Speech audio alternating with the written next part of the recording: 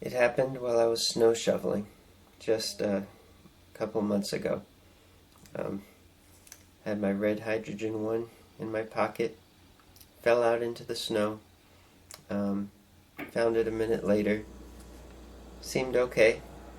Turns out moisture must have gotten in the charging port because shortly thereafter it turned itself off, turned it back on, turned itself off again, then wouldn't turn on at all.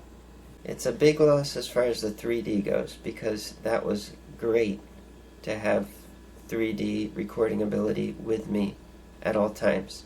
In fact, some key shots from New Hampshire seasons, most of it was filmed with a camcorder, 3D camcorder, but some key shots I would never have gotten otherwise. They were taken spontaneously if I didn't have this on me.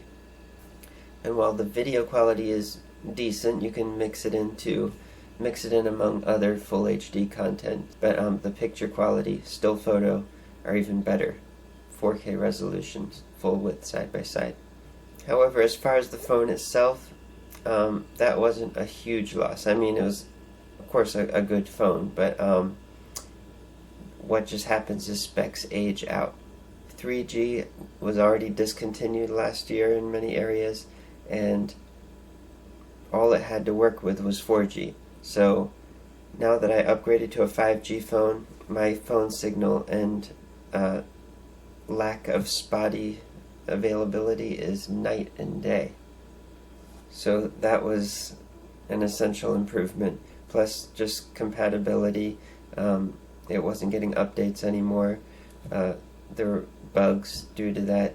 So it was just essential for everyday use to have another phone. So I was trying to make it work. I was hoping somebody'd come up with a solution, but they haven't yet. I'll tell you how things stand right now. Latest update on 3D phones. On another episode last year, I believe, I talked about Proma, who made the tablet, and how they are advertising the availability of 3D phones, but you can't buy them because they're looking to partner with someone, kind of like Leia is doing with some of their available products. They have different screen sizes, like monitors, but you can't actually buy them as a consumer. And the nice things about these phones from Proma is that they have a true 3D camera. And one of the guys from that company has been regularly showing, and he still is, on Twitter and elsewhere, sample photos from this 3D phone.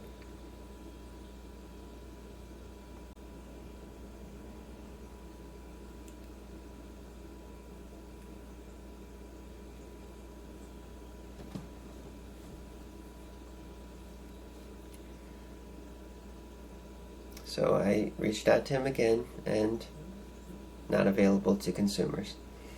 And you know what? I think this is gonna fail again because these specs are aging out unless they make a new product and actually go forward with it, maybe even on their own, maybe through crowdfunding. That would be the way to do it, because the ship has sailed. You can't sell this model that is now ancient. And even if it has a good camera, sure, if you want to buy it for a 3D camera, but what good is that? And you've got these other companies that don't seem to get that through their head, that it's not going to work. Another one is IQH3D. They've also got 3D tablets, 3D monitors. One model called the Q phone. They actually, I'm not sure if it's as I'm filming this, but just up until recently, they've had this solitary listing of one available on Amazon for $699. I contacted them directly, and they said they'd sell to me for $650. Here we're talking about an Android 9 phone with 6 gigabytes of RAM, 128 gigabytes hard disk space, 1080 by 2160 screen.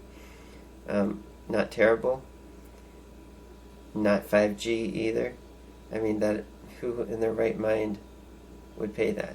Maybe I'm missing something here, but the bottom line is, no matter the reasons, this just is not going to work in the real world. Now, this company, IQH3D, also has a newer model called the C phone. That's SEAA. This is slightly stepped up. Android 11, 8 gigs of RAM, 256 gigs hard disk space, 1080 by 2400 screen, but only volume orders and not 5G. So, and there was another phone called the Verse phone. That's spelled VIRSE, but they were actually had their screen supplied by IQH3D. There was some legal scandal. Very little information on this online. You could research it if you want. Some were calling a scam. I'm not sure if it was intended to be that, but there was some controversy. I don't know all the details about investments and then it falling through.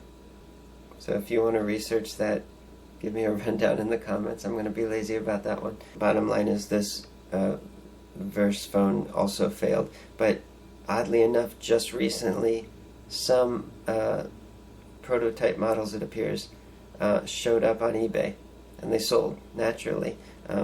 Sold pretty cheap, and they were, of course, long outdated phones. 64 gigs of storage, 4 gigs of RAM. The available models sold for like $30-something a piece. Android 7 security patch from back in 2017. So obviously this is not something you would actually be using for a phone. It would be more of a curiosity, or use it for just the camera. There seems to be a further attempt, but that also stalled because more recent images I found showed another Verse smartphone with Android 11 and a date of 2021. Obviously this model is not available, but there is some information about it. Like there was a QNet app to play 3D movies from all over the world. I'm not sure what that entailed. It also said a 3D cam to make your 3D videos and photos, obviously. It has a stereo camera on the back. And a 3D gallery for playing 3D videos and photos. And then there was Rocket, of course. Here's my old Rocket. Still works great. Beautiful screen. I mean, I wouldn't use it as a phone, but the beautiful screen. High resolution. Looks great. So use it as a viewer if you can get one affordably.